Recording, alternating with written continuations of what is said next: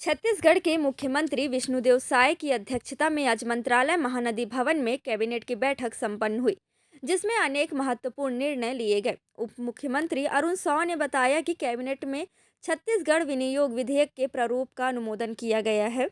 छत्तीसगढ़ राज्य भंडार क्रय नियम 4 में विस्तार करने का निर्णय लिया गया है। पंजीकृत बीज उत्पादन किसानों से क्रय किया जाएगा। केंद्र और राज्य के बीच उत्पादन करने वाले संगठन और एजेंसियों के चयनित संस्थाओं द्वारा न्यूनतम मूल्य प्रस्तुत करने वाली संस्था से किया जाएगा।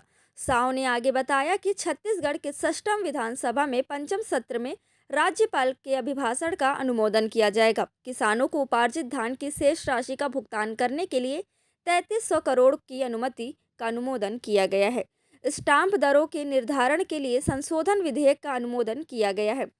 इसके अलावा 1992 से 1994 के अपर मुख्य वन अधिकारियों को प्रधान मुख्य संरक्षक पद प्रदान करने का निर्णय लिया। आज मुख्यमंत्री विष्णुदेव साय जी की अध्यक्षता में राज्य कैबिनेट की बैठक होगी। विधानसभा सत्र के पूर्व ये बैठक है। कई महत्वपूर्ण विषयों पर चर्चा होगी।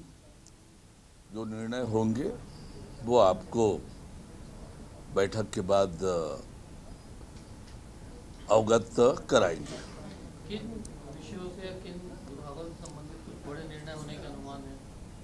जो भी विषय आएंगे कैबिनेट के समक्ष और जो भी निर्णय होगा उसका समय पर आपको जानकारी देंगे। सर, ये लगातार आप लोगों को कांग्रेस कह रही है कि बड़ी संख्या में हमारे भी प्रत्याशी की शामिल है। देखिए, चूंकि यह चुनाव गैर दलीय आधार पर है, कांग्रेस खुश होना चाहती है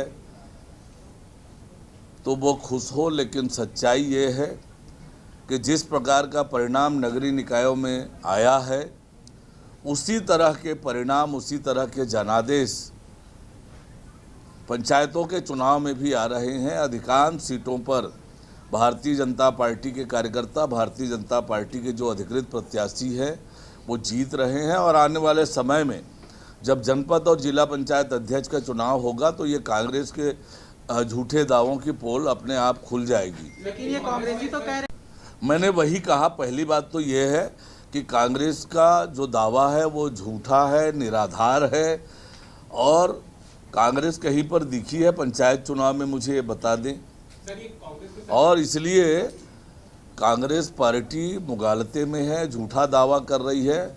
जब जनपद अध्यक्ष और जिला पंचायत अध्यक्ष के चुनाव होंगे कांग्रेस के ये जो दावे हैं वो उसकी पोल खुल जाएगी। सर, ये संगठन बदलाव के बीच कांग्रेस में जैसे देवेंद्र यादव मिलने की अभी समय मिला नहीं उन्हें, तो संगठन बदलाव कोई बड़ी जिम्मेदारी। देखिए, ये तो कांग्रेस में बदलाव की चर्चा पिछले 1.5 सालों से हम लोग सुन रहे हैं।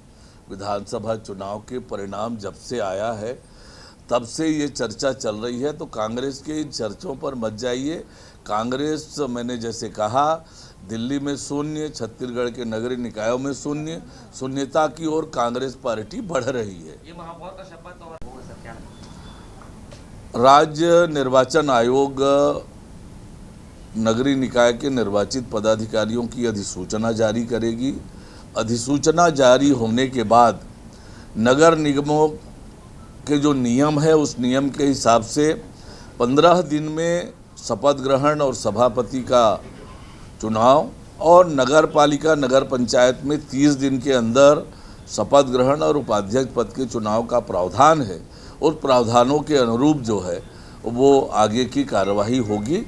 पहला काम ये होगा, अभी राज्य निर्वाचन आयोग इसकी अधिसूचना जब भी जारी करेगी और उसके बाद 15 दिन नगर निगम के लिए और 30 दिन नगर पालिका नगर पंचायत के लिए निर्धारित है। उस निर्धारित अवधि में ये आगे की कार्यवाही होगी।